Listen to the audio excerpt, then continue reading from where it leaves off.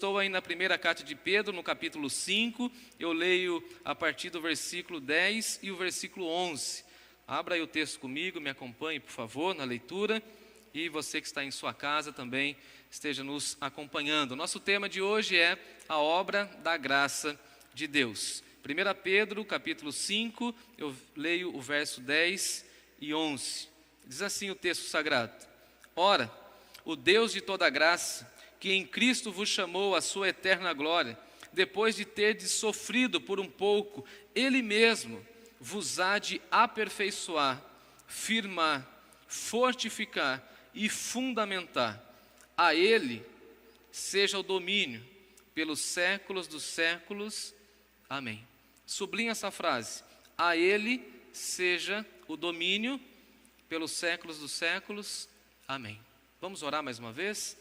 Senhor Deus, diante da Tua palavra nós oramos, suplicamos e rogamos que o Senhor fale ao nosso coração. Edifique a Tua igreja com essa expressão da graça do Senhor e que Jesus seja glorificado em nós e através de nossas vidas. Sê com a Tua igreja, Senhor, aqui reunida, com os nossos irmãos que estão em suas casas, a fim de que Teu nome seja engrandecido e que a pregação da Tua palavra alcance todos os nossos corações. É a nossa oração em nome de Jesus. Amém. Amém. Pedro aqui está caminhando para o final da carta. E no final da carta ele vai mostrar o cuidado de Deus para com o seu povo. E Pedro aqui vai se dirigir aos irmãos, mostrando que diante das perseguições, das lutas, nós podemos ver o cuidado de Deus e ver Deus agindo, apesar do sofrimento, apesar de grandes circunstâncias desafiadoras que nós passamos e sofremos. E basicamente nós temos aqui algumas expressões de Pedro que eu gostaria de pensar e falar à igreja, a fim de que todos nós tenhamos um entendimento desses dois versículos. Eu falava com Natália essa semana e ela falou assim: qual vai ser o tema da sua pregação à noite? Eu falei assim: apenas 2 versículos. Ela falou assim: 2 versículos só? Eu falei assim: você vai ver tudo que está dentro desses 2 versículos. Então eu quero esmiuçar, fatiar esse texto e explicar cada expressão desse texto. Estão comigo? Vamos embora, a obra de Deus. E aí Pedro vai falar do caráter de Deus em primeiro lugar. Quem é o nosso Deus? Dá uma olhadinha no texto. Ora, o nosso Deus é o Deus de toda graça. Então, primeiramente, Pedro vai falar do caráter de Deus. Nós podemos, amados irmãos, confiar plenamente no caráter de Deus. E a pergunta que eu fiz ao texto é: então quem é Deus? Quem é Deus? Deus, para Pedro, é o Deus de toda graça. Então, para uma igreja que estava sofrendo, para uma igreja que estava sendo atacada, para uma igreja que estava sofrendo perseguições, ser lembrada que o Deus de toda graça está cuidando dela, foi um alento para aquela igreja e foi extremamente confortador à igreja, assim como é para nós. É muito bom saber que o nosso Deus está vigiando a nossa vida com toda a graça. Nós servimos o Deus de toda a graça. Então o nosso Deus está nos abençoando, está cuidando de nós com as suas mãos estendidas na nossa direção a partir do seu amor. E o que é graça senão favor imerecido? Então nós não merecemos nada, mas mesmo assim Deus continua sendo bom. O texto que nós lemos de Lamentações diz: bom e reto é o Senhor para conosco, bom é aguardar em silêncio a sua salvação. Então veja que Pedro está retomando esses conceitos do Antigo Testamento e dizendo o seguinte para nós: nós podemos e devemos confiar no caráter de Deus. E algumas pessoas dizem isso para nós: onde vocês colocam a fé de vocês? Nós colocamos a nossa fé no caráter de Deus. Por isso que o autor aos Hebreus vai dizer que a âncora da nossa fé é Jesus Cristo. Como que pode um barco, já viu o barco? Um navio de todo tamanho, como que ele fica parado no mar? Porque ele tem uma âncora. Como nós paramos em uma sociedade extremamente difícil como a nossa? Porque nós estamos ancorados no Deus de toda graça. E o que Pedro está dizendo é o seguinte: nós estamos seguros em suas mãos, e esse Deus de toda graça cuida da nossa vida e por isso nós temos o nosso coração tranquilizado, porque o nosso Deus que está no controle de todas as coisas, o nosso Deus que é soberano, está cuidando da nossa vida, inclusive da nossa igreja, com muita graça. Então, quando a gente olha a nossa história, ou a nossa trajetória, ou até mesmo a história da nossa igreja, o que nós podemos ver, irmãos e irmãs? Que Deus tem sido gracioso para conosco. Hoje à tarde eu estava atendendo e visitando uma família, Cátia e Rafael, que estão chegando em nossa igreja, e nós estávamos falando dessa manifestação da graça de Deus, cuidando da nossa igreja, cuidando das famílias, e pela graça de Deus temos caminhado. Agora, nós precisamos sempre lembrar que Deus não nos trata segundo o nosso merecimento. Vez por outra, parece que nós precisamos lembrar os irmãos e as irmãs, porque as pessoas estão tão envolvidas nessa sociedade de méritos que ficam pensando que merecem alguma coisa diante de Deus. E essa teologia que parece que está tão longe de nós, da prosperidade, parece que vai chegando perto de nós. Mas eu não sou filho querido, eu não posso determinar o que nós merecemos, senão o inferno. O que nós merecemos? O problema é que a gente se acha muito. O problema é que a gente acha que nós somos extremamente importantes. Agora, dentro da visão bíblica, o que nós somos? O que merecemos? O que merecemos? Castigo, condenação, mas Deus resolveu nos dar a eternidade por meio da sua graça. Não vai ter ninguém no céu falando o seguinte: eu estou aqui porque eu tenho méritos. Nós estaremos na eternidade por manifestação da graça de Deus. Foi tudo Ele que fez. Ele que enviou o seu Filho por amor a nós. Manifestação da graça de Deus. O Espírito Santo de Deus fala aos nossos corações por manifestação da graça de Deus. Então veja que Pedro está falando o seguinte: vocês precisam ancorar a vida de vocês no amor incondicional de Deus. O caráter de Deus é que dá segurança e tranquiliza a nossa vida. Por exemplo, quando nós erramos e nos arrependemos, Ele nos perdoa. Isso é manifestação da graça de Deus. Quando nós caímos e vacilamos, Ele com a sua graça nos levanta. Quem aqui já foi levantado pela graça de Deus? Levanta a mão. Ei, glória a Deus. Que benção, hein? Quando desanimamos, Ele nos revigora com a sua graça. Alguém me disse essa semana, que não é do nosso contexto da igreja: ah, pastor, eu vou desistir de tudo, estou cansado, vou jogar a toalha. Eu falei assim: aprenda a descansar, não a desanimar. E quando nós nos rendemos ao desânimo, o nosso Deus enche a nossa vida com o ânimo que vem dEle. E nós precisamos entender isso. E Ele coloca pessoas na nossa vida, intervenções amorosas, cheio de graça. Em segundo lugar, nós temos a obra de Deus, o que esse Deus de toda graça está fazendo. Depois de falar do caráter de Deus, o apóstolo Pedro vai falar para nós que Deus está trabalhando, que Deus está agindo. Dá uma olhadinha comigo no texto. Ora, o Deus de toda graça, que em Cristo vos chamou. Olha que expressão maravilhosa. Jesus veio para nos chamar. E hoje nós estudamos de manhã na EBD esse Cristo maravilhoso que veio chamar os sãos, os justos. Quem estava comigo na EBD? As pessoas boas, né? Ele veio chamar aquele povo querido, gente boa. Não, Ele veio chamar os doentes, as pessoas pecadoras. E aí Pedro vai falar para nós que Ele nos chamou à sua eterna glória. Veja que Deus nos salvou por sua graça e nos chamou à sua eterna glória. Não somente Ele salvou, mas Ele também nos chamou. Todo salvo tem um chamado.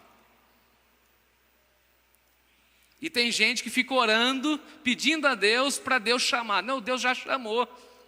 E a gente precisa lembrar as pessoas disso. Uma vez que você é salvo, você foi chamado para servir e foi chamado e convocado para participar da glória eterna. Ele não está falando de coisas efêmeras. Pedro não está falando de situações do dia a dia. Pedro não está falando que a igreja vai receber um novo templo, que os irmãos vão receber novas casas, que eles deixarão de ser perseguidos. Não, Pedro está chamando a atenção o seguinte: uma vez que vocês são salvos, vocês foram chamados não para serem felizes aqui, vocês foram chamados para serem felizes lá. Foram chamados à eterna glória. Isso é muito rico para nós, isso é muito importante, porque na realidade todos nós fomos chamados a morar na cidade celestial, na cidade, segundo João, ataviada nos céus, na nova Jerusalém. Chegará um dia, amados irmãos e irmãs, que o nosso CEP mudará. Ninguém falou, amém, glória a Deus, é isso não.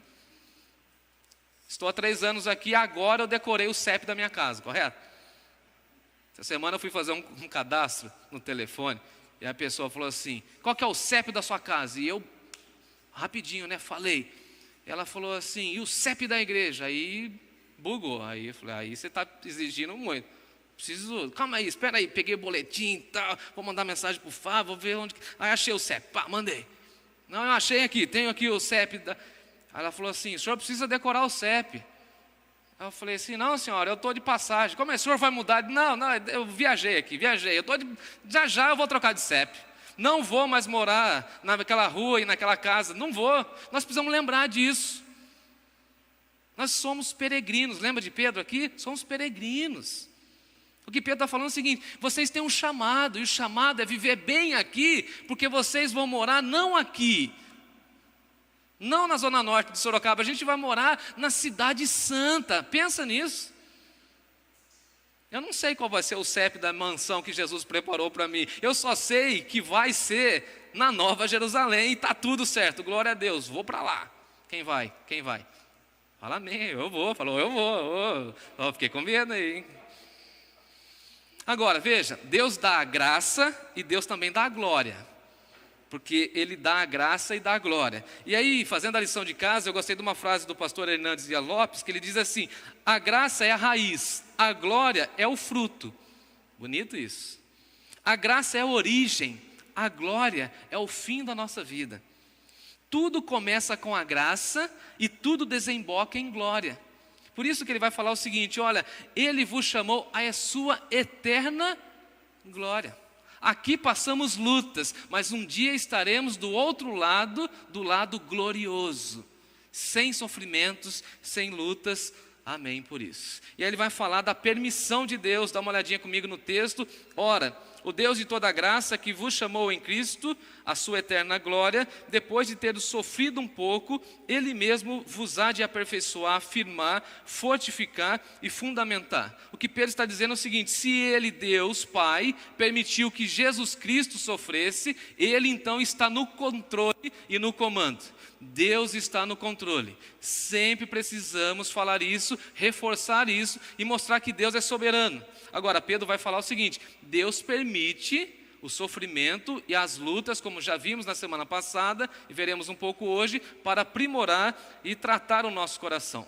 A sabedoria bíblica vai mostrar para nós que Deus permite o sofrimento para que nós possamos nos aproximar do Senhor, e Ele nos prova, não para nos matar, não para nos destruir, como vimos na semana passada, mas para tratar o nosso coração.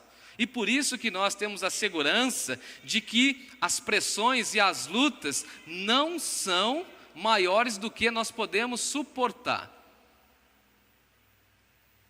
Se veio sobre nós, Deus é fiel. Precisamos lembrar disso. Deus não coloca um fardo, uma luta, um sofrimento, uma situação de sofrimento sobre nós que nós não podemos suportar. Quer ver um exemplo? Às vezes a gente fala assim, eu não aguento mais. Faz quanto tempo você está falando que você não aguenta mais? Tem um amigo meu que ele falou uma vez assim para mim, Jefferson, fala o seguinte, ora por mim, essa semana eu entrego o meu trabalho. Não aguento mais aquela empresa, não aguento mais meu chefe, não aguento, eu não aguento. Faz 15 anos que eu sou pastor, ele manda mensagem para mim, então eu fico, tudo bem. Quantas vezes a gente fala assim, eu não vou aguentar essa prova. E depois você passa pela prova, você vê que Deus cuidou de você na prova, e você olha para trás e fala assim, e não há de ver que passei, superei, porque Deus permite algumas circunstâncias na nossa vida para provar a nossa vida e para tratar algumas coisas em nossos corações. Quero lembrar de Paulo, por exemplo, quando Paulo fala assim, não vos sobreveio tentação que não fosse humana. Mas Deus é fiel e não permitirá que nós sejamos tentados além de nossas forças. Até a tentação que vem da fonte demoníaca está no controle de Deus, e Deus está falando assim: eu sou fiel e não vou deixar uma tentação ser mais forte do que você. Então, quando você e eu formos tentados, a gente fala assim: ah, pastor, sabe por que eu pequei? Porque eu fui tentado. Jesus também foi, e ele pecou? Aí alguém fica bravo comigo: oh, você foi duro. Eu falo: não, é verdade, Jesus também foi tentado. Diz o autor aos Hebreus que foi tentado em todas as coisas, todas as áreas, mas sem pecado. Aí a gente fala assim: não, sabe o que foi? É que o pecado, caí, escorreguei, vacilei. É mesmo? Até as tentações estão controladas por Deus, diz Paulo, e nós não somos tentados além daquilo que a gente pode suportar. Ou seja, quando você receber uma tentação, você fala assim: eu posso suportar se eu permanecer debaixo da orientação desse Deus da graça. E olha que Paulo diz: juntamente com a tentação, Ele mesmo vos proverá livramento, de sorte que podeis suportar. Quando chega a tentação, Deus dá para nós o livramento para a gente escapar daquela circunstância. Bonito isso. Ele é fiel. Você crê nisso? Eu creio. Chega uma circunstância, uma luta, vem a situação e já tem um escape para a situação. Como eu digo para o Timóteo, sempre tem uma fuga de saída. O bombeiro agora está exigindo de nós aqui fugas de saída. Na vida cristã sempre tem um escape. Se pegou fogo ali no equipamento, a gente tem por onde fugir. E na vida também. Porque Deus permite, mas Ele dá o escape. Olha o que Paulo diz: porque a nossa leve e momentânea tribulação produz em nós um peso de glória. Quando você está sofrendo, passando por lutas, Paulo está dizendo o seguinte: tudo isso que está acontecendo vai redundar em um peso de glória. Nós chegaremos no céu cheios de peso de glória. E aí eu precisaria ter tempo para explicar tudo isso. Ou seja, chegaremos lá recheados da glória de Deus. Agora, todos os eventos da nossa vida, seja a tentação do inimigo ou as provações, estão diante do olhar cuidadoso de Deus. Deus está olhando para mim e para você e cuidando de cada detalhe da nossa vida, e nada foge do controle dele, e tudo aquilo que está acontecendo e passando por nós foi permissão de Deus. Então não reclame, não murmure, suplique a Deus que te ajude a entender por que você e eu estamos passando por tudo aquilo, porque certamente há uma aprovação. E a minha oração, eu espero em nome de Jesus, que eu e você sejamos encontrados aprovados e não reprovados. Quem aqui é daquela época, a professora falava o seguinte: fecha o caderno, guarda tudo, aí fazia assim aquele cadernão lá de 200 páginas, lembra? Arrancava uma folha, hoje é prova sem consulta, lembra? Sua época, Felino? É de sua época, né? Prova sem consulta. Ah, meu, a gente ficava depois um mês esperando o resultado daquela prova. Ai, será que eu fui aprovado? Quando vi um A ou B, está tranquilo. Então veja que o sofrimento, ele tem a característica de provar. E eu espero que você e eu sejamos aprovados por Deus. Agora eu preciso explicar aqui as manifestações da graça de Deus para nos ajudar a superar todas essas lutas. Estão comigo ainda? Ou está dando sono? Não? Aqui na internet o pessoal está animado também. Então vamos embora. Dá uma olhadinha no texto. Essa graça de Deus veio para nos aperfeiçoar. É muito interessante isso, porque as provações e as lutas constroem em nós o nosso caráter. O que seria de você sem as lutas? Já parou para pensar nisso? Por que você é forte? Por que você é resistente? Por que você tem resiliência diante de circunstâncias da vida? Porque você já passou por lutas e tudo isso te aperfeiçoou. Eu acho interessante isso, porque aperfeiçoamento aqui tem a ver com musculatura. Os nossos músculos, ou seja, os músculos da nossa alma, por assim dizer, foram trabalhados, foram malhados, e nós agora podemos ter segurança. O sofrimento, amados irmãos, nos aperfeiçoa, purifica em nós aquilo que já não serve mais. Por isso que a expressão de Pedro, como nós estudamos na semana passada, é a ideia do ouro que está sob intenso fogo para tirar aquilo que não é correto. Agora veja, os cristãos dispersos do primeiro século estavam perdendo as suas casas, perdendo os seus bens, perdendo as terras, perdendo a liberdade, e tudo isso estava sendo usado por Deus para o aperfeiçoamento da sua igreja. Veja que interessante, o nosso Deus, o Deus que concede graça, é o Deus que está nos aperfeiçoando. E aí, fazendo a lição de casa, tentando entender essa expressão no grego, a expressão no grego que também é traduzida lá em Mateus capítulo 4 é o seguinte: os pescadores estavam consertando as redes. Essa é a ideia de aperfeiçoamento. Essa expressão também estava mostrando aquilo que estava faltando. Porque às vezes nós precisamos entender que Deus permite alguns sofrimentos na nossa vida para colocar algumas coisas que estão faltando em nossa mente, alguns conceitos, ou remendar aquilo que está estragado. Não sei se você já teve curiosidade de, quando for ao litoral, conversar com as pessoas que estão pescando. E eu tive a rica oportunidade de fazer viagens missionárias e fiquei 3 semanas junto com os pescadores aqui na divisa de São Paulo e Paraná, ali na cidade de Cananéia. Andei 40 quilômetros lá, mar adentro, lá numa ilha de pescadores.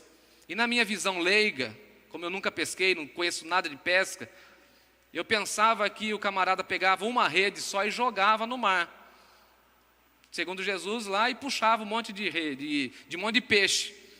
Aí no final do dia, dormindo lá na ilha com os pescadores, sem televisão, 40 quilômetros, mar adentro, você imagina, andando num barquinho. Eu pensei que a viagem missionária ia ser num barco, medroso que só, né?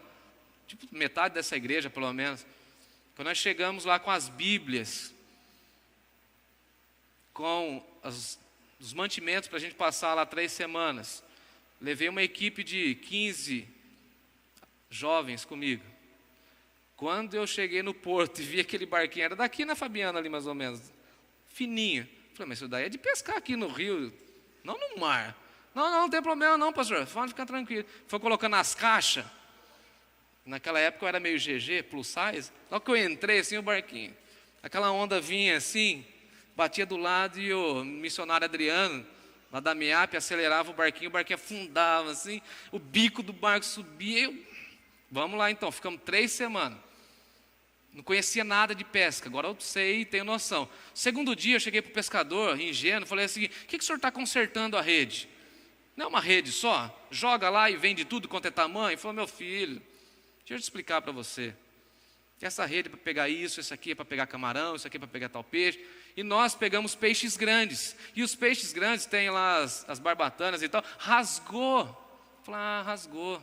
Por isso eu estou consertando para poder pegar peixes menores. O que Pedro está dizendo aqui é o seguinte: a graça de Deus conserta as nossas vidas. E eu não sei qual área da sua vida que precisa da graça de Deus costurando as redes, colocando em você e em mim aquilo que está faltando. Precisamos passar por esse cuidado de Deus. É Deus tratando. Deixa Deus remendar, cuidar do seu coração, da sua mente. Pelas provações e lutas, Deus vai tratando, reparando em nós algumas brechas. Lembra que nós estudamos pela manhã que o diabo está rodando, buscando uma brecha para nos tragar? Ele entrou por onde? Algum espaço ele encontrou. Veja o raciocínio de Pedro. Se ele entrou por algum espaço, então o que Pedro está dizendo é o seguinte: a graça de Deus vai reparar esse espaço para que o inimigo não entre mais na sua vida e não fique fazendo bagunça no seu coração. Amém por isso. A graça de Deus aqui nos aperfeiçoa, trabalha em nós. E nós precisamos entender que o sofrimento tem a ver com os ciclos da vida. E Deus criou ciclos para nos renovar. É interessante isso. Quando você está muito cansado, por exemplo, o sono tem que ser o quê? Reparador. Quando você tem uma boa noite de sono, quando você acorda pela manhã, você está o quê? Renovado. O choro pode durar uma noite, mas a alegria vem ao amanhecer. Veja que Deus nos renova por meio das lutas que passamos. Por exemplo, quando você está cansado, depois de um dia de trabalho, o que você precisa? Do seu pijama, de uma boa refeição, e aquela refeição vai nutrir o seu corpo, de um bom momento de oração e devoção, e você descansa em paz, e no outro dia você acorda como? Revigorado. Ou seja, é o Deus que está aperfeiçoando a nossa vida. Então a graça de Deus vai nos aperfeiçoando. A graça de Deus trabalha em nós, permite em nós esse processo de aperfeiçoamento.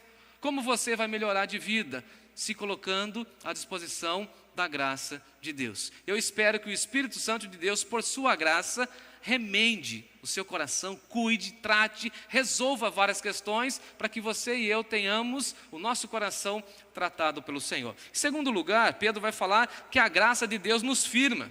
E firmar aqui tem a ver com raízes bem fixas. Não sei se você precisou tirar alguma árvore, ou já participou desse movimento. Agora, recentemente, no começo do ano, fortes chuvas, na casa pastoral, o pé de limão caiu. E aí eu pensei, na minha ingenuidade, eu sou ingênuo em algumas coisas, né? Na minha ingenuidade eu falei assim, eu vou pegar uma enxada, lá do irmão Mário, e vou cavucar um pouco em volta do pé de limão, já que está podre e caiu. Facinho eu tiro.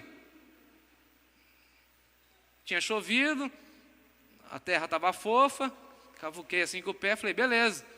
Peguei lá a enxada. Eu fiz uma covinha desse tamanho assim, ó, dava 10 centímetros em volta. Peguei no tronco lá, na minha cabeça, né? Falei, nossa, ele já vai mexer, vou derrubar ele, imagina. Falei, chamar um cara, o cara fez um buraco assim, maior que esse púlpito assim, ó. Aí ele falou, pastor, as raízes já estavam entrando para a casa do vizinho. Eu falei, ainda bem, foi na hora de cortar. Entendi, vou usar um dia na pregação. Virou uma ilustração. A graça de Deus nos firma. Por isso que aonde que a gente está, a gente tem que criar o quê? Raízes. Criar relacionamentos. Criar raízes na palavra de Deus. Porque o que nos segura? As nossas raízes. O que segura uma árvore diante de uma tempestade?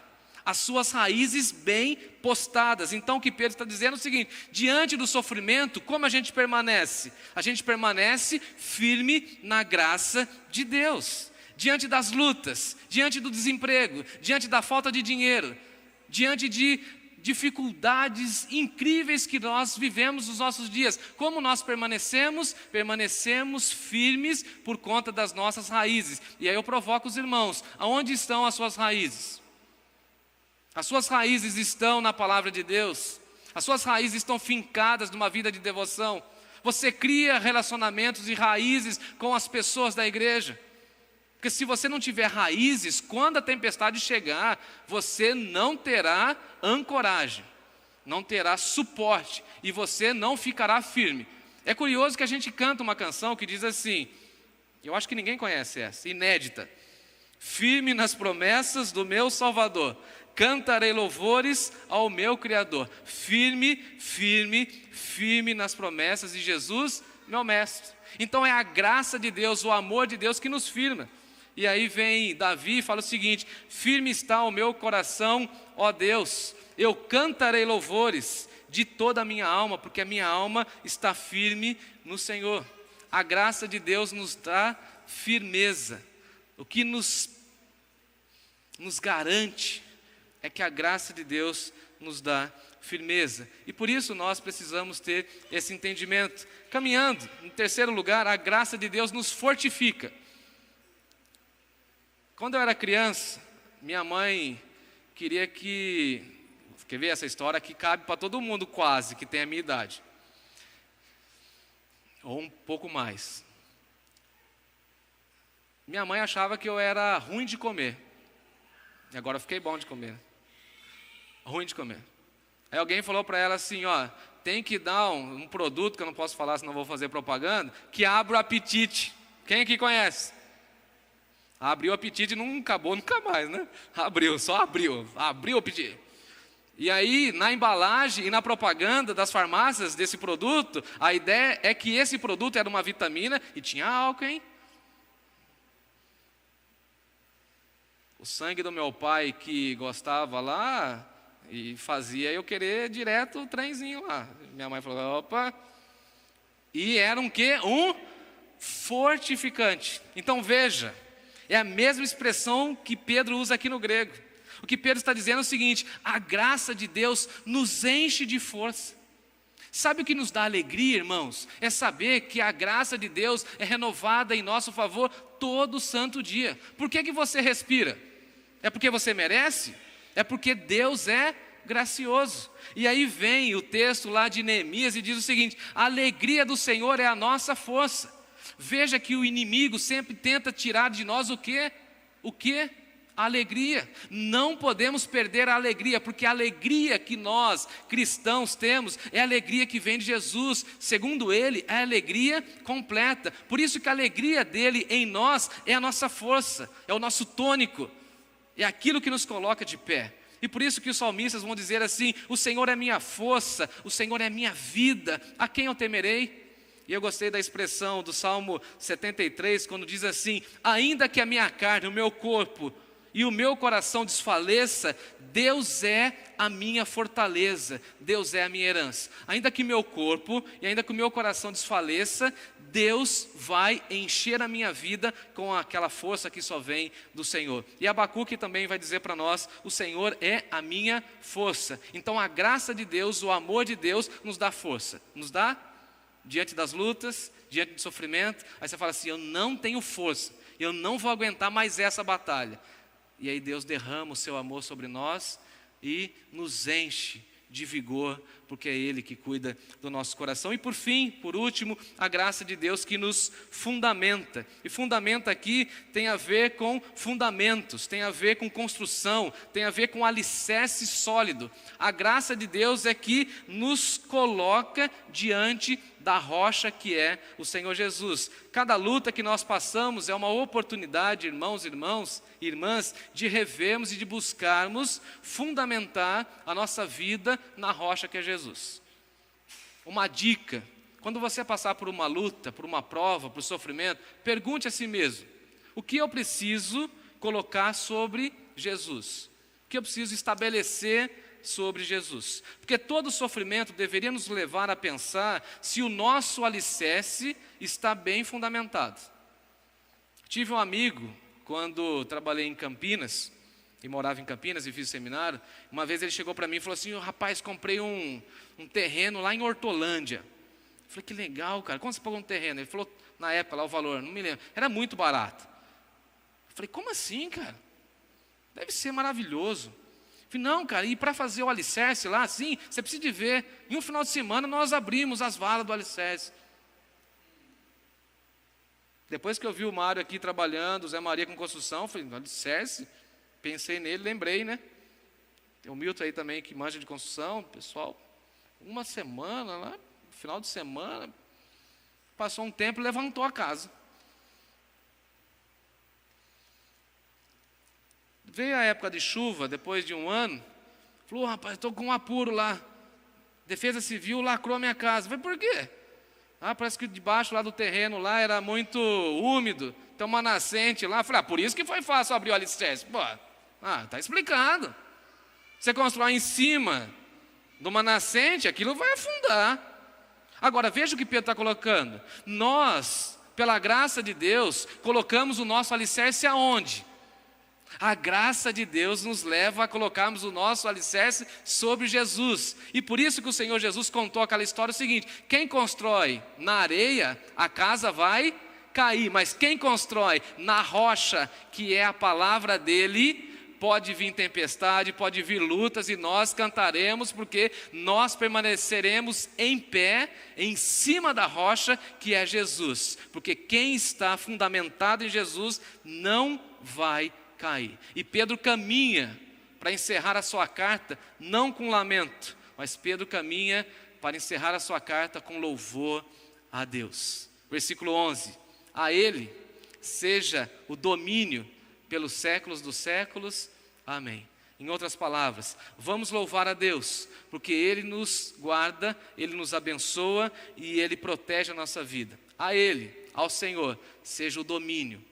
E aí vem Jesus e ora assim: venha o teu reino sobre nós. E essa é a nossa oração nessa noite. Senhor, diante de tantas lutas, diante de tantas dificuldades, diante de tantas perseguições, diante de tantas notícias ruins, que venha o teu reino, que venha o teu governo sobre nós.